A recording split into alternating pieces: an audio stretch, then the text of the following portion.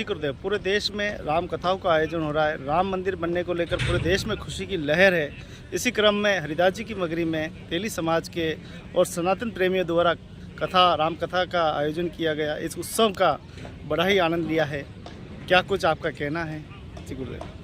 कल हरिदास जी मगरी स्थित तेली समाज के उस पार्क के अंदर राम कथा का जो कार्यक्रम हुआ और पूर्णाहुति हुई है, महाराज जी ने अपने श्रीमुख से विभिन्न प्रसंगों के माध्यम से आम जन के अंदर इस बात को स्थापित करने का प्रयास किया है। किस प्रकार से मर्यादा पुरुषोत्तम राम जी का आदर्श जीवन,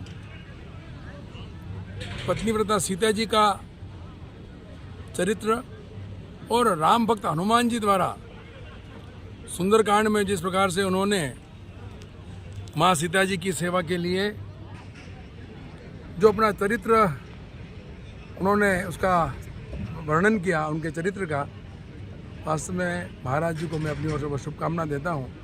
और सबसे जो बड़ी बात, इसे 9 दिवसीय राम कथा में इस क्षेत्र के सभी धर्म प्रेमी बंधु और बहन ने आकर इस कथा को सफल बनाया। मैं सभी भक्तजनों का भी बहुत आभार व्यक्त करना चाहूँगा।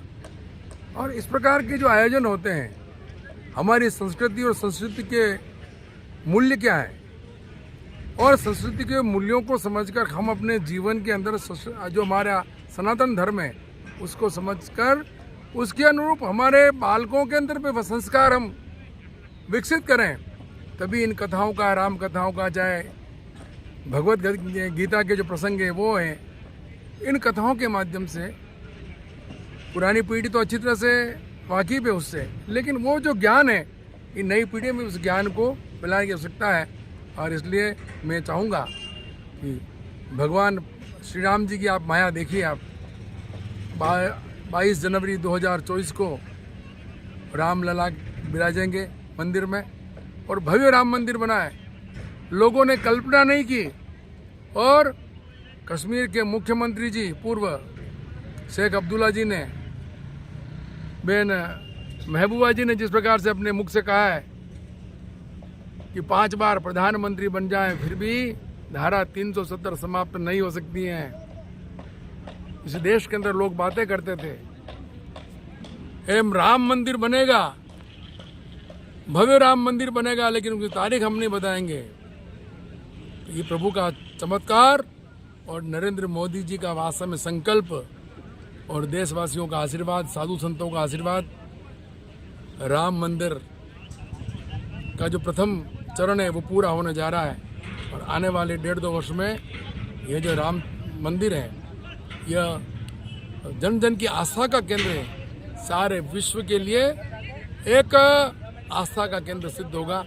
मैं एक बार पुनः राम कथा बहुत निर्विघ्न रूप से सफलता के साथ संपन्न हुई है।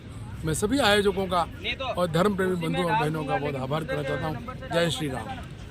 आप धार्मिक जगत में बहुत जुड़े हैं, आप किस समाज की देख रहे हैं, क्योंकि आपकी दूर की दृष्टि बहुत ही मजबूत है, किस समाज की रचना होने जा रही है अब? देखिए, प्रभु ने कुछ रचनाएं रच की है। जिस प्रकार की परिस्थितियां बनती जा रही हैं, 2047 का परिदृश्य देखें, और 2047 के परिदृश्य को देखकर भगवान ने इस प्रकार की रचनाएं रची हैं। देश के प्रधानमंत्री के रूप में नरेंद्र मोदी जी को बिठाया है, और भी ऐसे श्रेष्ठ महापुरुषों को जिन्होंने अपने जन्म में कोई अच्छे काम किए उनको भी सत्तारूढ़ किया है, और उनके माध्यम से कुछ न कुछ संस्कृति और देश को बचाने के लिए जो काम हो रहे हैं, ये भविष्य की ओर संकेत। और जनता भी इस बात को समझ चुकी है कि हमारा भविष्य आने वाले समय में किन हाथों में सुरक्षित रहेगा। इसलिए प्रभु प्रेरणा से हम सब मिलकर राम का जब भी हो रहा है, देश के निर्माण का जो काम हो रहा है, उस यज्ञ के अंदर हम अपनी आहुति देकर इस राष्ट्र के नवनिर्माण में अपना योगदान दें। और मेरा मानना है, भारत को विश्व गुरु बनाने के जिस प्रकार से सद प्रयास हो रहे हैं, 21वीं सदी का विश्व गुरु कोई होगा तो वह भारत होगा। मैं कोई भविष्यवक्ता नहीं हूँ, लेकिन यह जिस प्रकार से जन जन के मानस के अंदर अब एक बात बैठ चुकी है कि भारत के भविष्य के निर्धारण में हम सब भी अपनी भूमिका अदा करें और श्रेष्ठ भारत दुनिया का सबसे महान जो हमारा देश है वो भारत देश है।